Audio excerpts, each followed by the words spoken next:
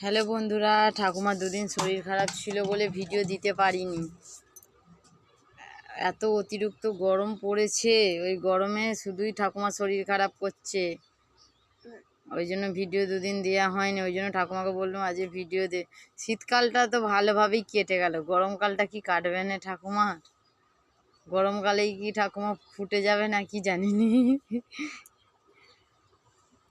শীতকালটা এত ঠান্ডাতেও বেঁচে গেল, এবার গরমকালেই শরীর খারাপ করছে বিশাল, প্রচুর শরীর খারাপ করছে, খাওয়া দাওয়া করছে না ঠাকুমা। ওই জন্য দুদিন ভিডিও দেওয়া হয়নি, দিইনি। ঠাকুমা অসুস্থ কী করে ভিডিও দেবো? ওই জন্য ঠাকুমা আজকে একটু সুস্থ হয়েছে, এই যে বসে আছে, নইলে পাখার হাওয়ায় সবসময় পড়েই আছে, গরমে ফাঁকে বেরোতে পারে না।